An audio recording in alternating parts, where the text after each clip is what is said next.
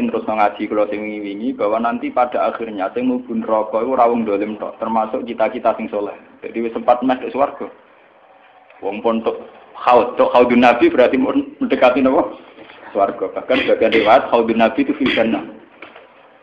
Makanya kalau wingi cerita, niki amun salah paham tuh. Orang Khawarij itu soleh-soleh wong.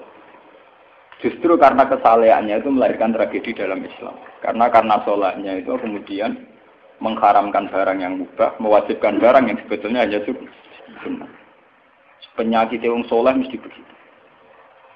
Ane jajal awet ke itikaf ning masjid seminggu, soleh seminggu. Enggak metu perpal perempuan, amen jagongan ning omah. Ora eling pengen. Padahal eling pangeran iso ning omah iso ning dalan. Cuma dekne selerane kan ilinge ning masjid. Wong itikaf seminggu kok gegere kak. Enggak. Enggak kowe seneng pengajian ya ngono. Wong kene ora seneng ngaji sing teko kok wong 5. Gelem dijak apik ta ora? Padahal ning omah ngurmat anake ya apik. Paham ya? Ning pasar dagang ngurmat anak putu ya apik. Cuma APM kan kiai dari pelepak-pelepok ning masjid. Tapi gara-gara pelepak-pelepok ning masjid seminggu gegere tengah. Terus menfonis orang lain. Wah ada. Jadi sebentuk kesalehan itu pasti melahirkan tragedi. Itu tadi, kamu iktikaf di masjid seminggu saja. Kamu akan janggal sama orang-orang yang berkeliaran di jalan-jalan. Hanya kamu anggap tidak sebaik kamu. Apa dengan Tuhan kalau di jalan-jalan terus? Kamu nyai di satu daerah yang ngaji 10, 20. Nanti kamu kecewa. Orang sini gak seneng ngaji, gak seneng kebenaran, gak seneng kebaikan. Padahal orang yang di rumah mungkin ngerawat anaknya juga ibadah.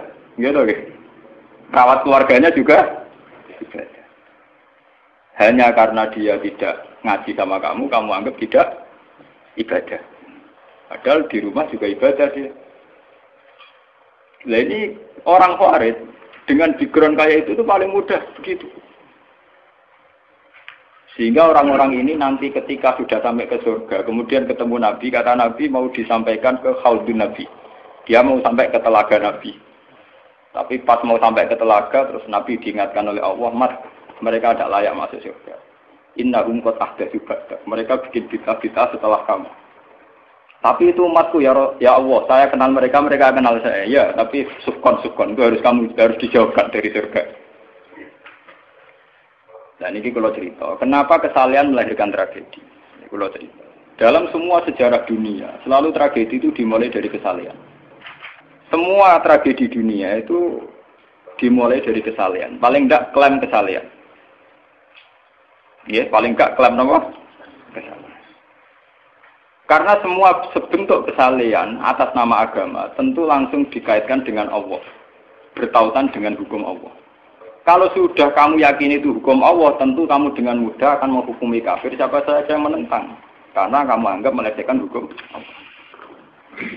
Akhir dari itu tentu kamu akan tahlil dam.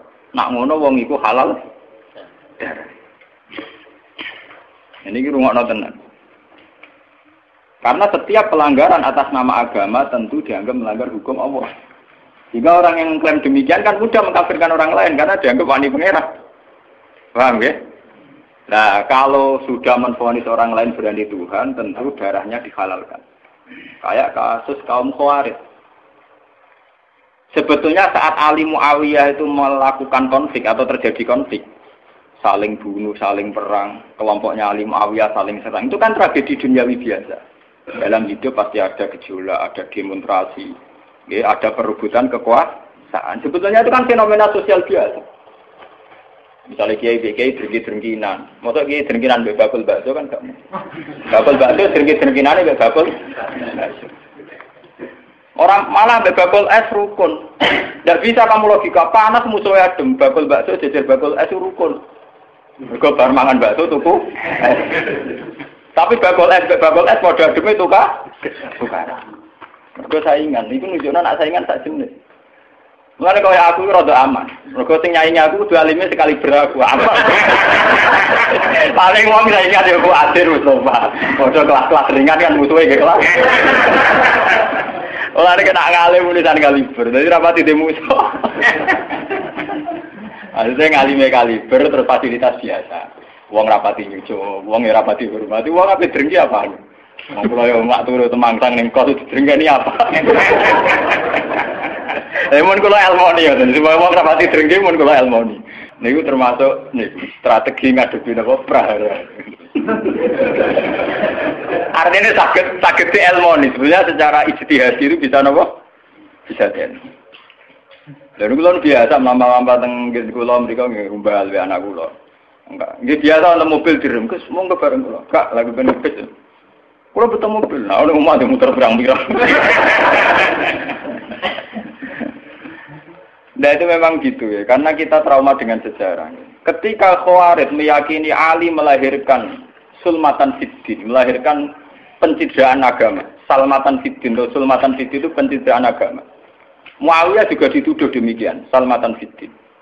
Akhirnya orang Khawarij lewat kelompoknya itu ada sekelompok orang yang ditugasi membunuh Ali, ditugasi membunuh Muawiyah, dan ditugasi membunuh Amr bin As di Mesir. Semua tokoh-tokoh besar Islam itu melahirkan tragedi Islam, harus dibunuh semua.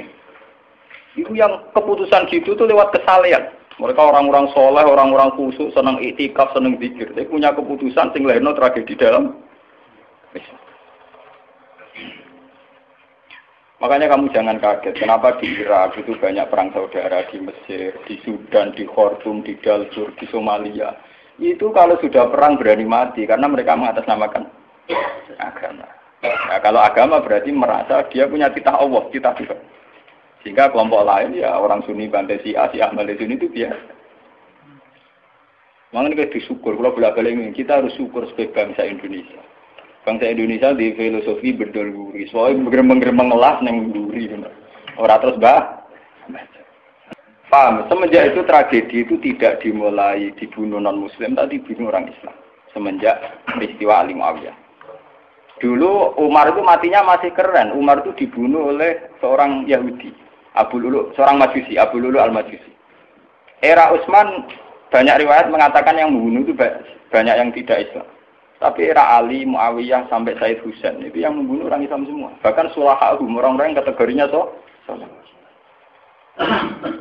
Wong soleh macam payah. Baik Madin gue kenal lagu ngukumi wong murtad itu biasa.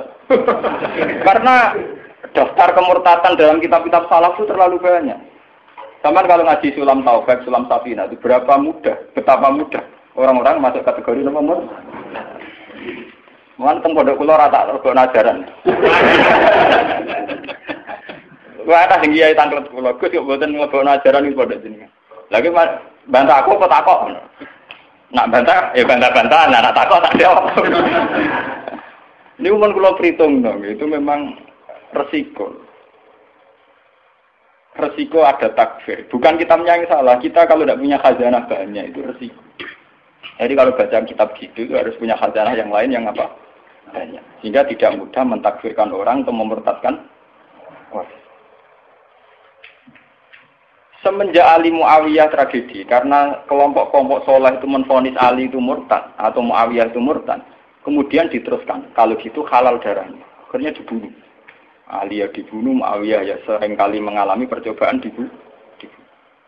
Jadi kalau kan nanti cerita tengah sini, jadi Ali hasil dibunuh. Yang Muawiyah sebetulnya subuh itu juga dibunuh, tapi pas itu Muawiyah meriang, yang imami itu wakilnya, sehingga yang dibunuh wakil. Walhasil semenjak itu tragedi dimulai dari takfir.